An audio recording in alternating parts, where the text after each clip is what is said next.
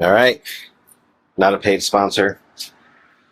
But what I do like about them is you get a bunch of options when you go to buy stuff. You can see an AC Delco and see all the other brands. So I'm trying to go with as high quality parts as I possibly can. So Rock Auto got this to me. They ship from multiple warehouses, so this is just one of, I think, 3 that I have coming. And I honestly have been ordering so much stuff, I don't even remember what we're expecting here. This, we've got a AC Delco, upper and lower radiator hose, a Continental coolant hose pipe. Not sure which that one is. I think that might be the one that goes underneath that was taped with duct tape, and a heater hose. That's GM Genuine. So 2 AC Delcos, a Continental, and a GM Genuine heater hose. I need to see where this goes. A little update though on everything else. I did go through and remove my water inlet. I got it stuffed with paper towels, and I flushed that. And I got a little bit more of the pink sludge, and I did it until the water ran clear. I've also taken a wire wheel to that and cleaned that little nub up a little bit. It still has some funk on it, so I'm going to work on that. I am ready to pull the water pump out. I've got the water pump. It's here. It's actually sitting inside the car. But I want to make sure I get a few other things in here, including the tool to put the water pump O-ring on. That should be arriving today. I got it on Amazon. It was like $10. It's like a machined aluminum, I wouldn't say a socket, but it's, you know, it's basically, it's going to go over the shaft so you can easily slide the O-ring and the gaskets and stuff for the water pump on without damaging them. Once that gets here, I'll probably start on the water pump. I'm trying to keep these short just so you can keep up with what's going on. And, you know, as time goes on and we get further down the road, you'll start to get longer videos, but I don't want to waste your time. If there's something you can take from this video, even if it is, what the hell is that? You know, I want to keep them short and concise. I do know my new temperature sensor for the water pump is arriving Monday, as are a few other odds and ends that go along with this. I've gone through, since the last video, if you remember, I got the radiator out, shroud out, the fans out. The fans have been clean. They're setting aside. This is my external trans cooler. So I am at the point now where I am trying to figure out where I want to put it. Obviously, you know, it looks like air is going to flow through it pretty easy. You can see through it. So right here seems like the logical spot. Hook it onto the front of the radiator, and then it'll be a pretty short run for my trans cooler lines if I do that. Radiator will be a little bit of space in between them, but not much. So that's one option. I have also seen people drop them down in here in front of the condenser, you know, like so. With some standoffs, I feel like makes sense. I definitely don't want to do any heat transfer between the two. The condenser is obviously going to run a lot cooler than the actual radiator.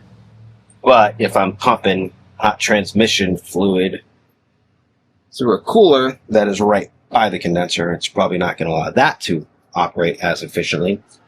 And I don't want to block this air dam down here. I'm wondering, do I fabricate something to hook onto the lower part of the shroud and run something side to side and mount it to... I'd have to put the radiator in, so I think what I'm going to do is take the radiator out of the box. And Sean Roberts at Mohawk Garage had a great idea to wrap the outside of the radiator, all the fins, in cardboard while I'm messing around and mocking things up. So I think I'm going to do that, get that ready to get dropped in. If I can run a couple strips of metal or aluminum across from side to side, that gives me a couple, at least couple spots to attach it to. I just don't want to block the back half of this, obviously, because I want air to go through, and I don't want any hot spots in the radiator. All right, I'm going to do a little bit of research. If I've uploaded this video, feel free to drop me a comment with what you would do or what you would suggest. I don't think it's wise to put it up in here because the fans do take up quite a bit of space. But again, I'm hell-bent on using this thing. I feel like it makes sense to have an external transmission cooler. So I've got a Nissan Frontier, and they had the same exact problem I had with the trans cooler and the radiator, creating a pink milkshake. And so they added the external trans cooler, and that fixed it. So I'm a firm believer in that is a clear problem that needs to be fixed. So while I'm putting this back together, let's do it right. So that's an update. Parts are arriving.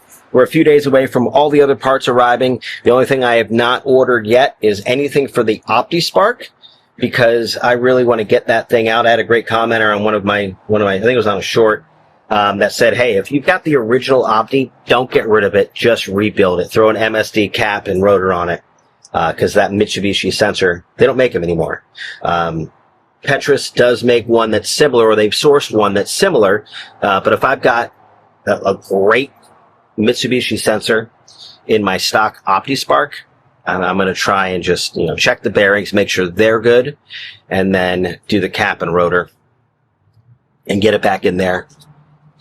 I'll know the condition once I get all this stuff off, but that's where I'm at with the OptiSpark. I don't want to go buying a crappy one to temporarily fix this, when in all reality there's nothing wrong with my OptiSpark. As of last time I built the car, it started right up, like a crank, if that, like vroom vroom. So I don't want to go through and tear that apart and get rid of it if I don't need to. However, if it needs a little bit of love, I don't mind, investing a couple $100 in the MSD cap rotor, if that is the best one to go with.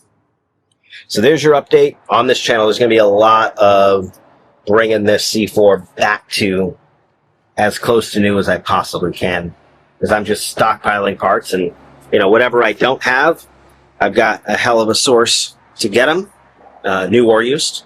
So I'm going to get this to where I can, if I want to daily drive it for 6 months of the year, I can. If I want to take off and have a road trip, down to one of the beautiful Florida beaches where we live, I can do that and not have to stress about overheating issues or any other issues. So I really am going through investing the time. I don't mind investing the money to get it right, get it reliable. And so it's, a modern 30-year-old car. So, all right, I think we're going to end the video here. I'm waiting on more parts to arrive. Next weekend's video should be, the tear apart, and hopefully the putting back together process, is everything will be here by Tuesday. And, the only kink in the plan I see could be the OptiSpark. If that needs to be replaced, or if it needs to be rebuilt, I'll do an entire video on that. But here we are. We've got some of the parts arriving, the rest coming in the next couple days. Radiators here, water pumps here, upper lower radiator hose are here, heater hose is here. Doing updates, dropping new videos every week, shorts throughout the week. Go ahead and hit like on this video. Drop a comment. Truly open to feedback. You're not going to hurt my feelings. It's my first time doing anything like this, so I'm looking to learn. And then, if you want to follow along, we'd really appreciate if you hit that subscribe button.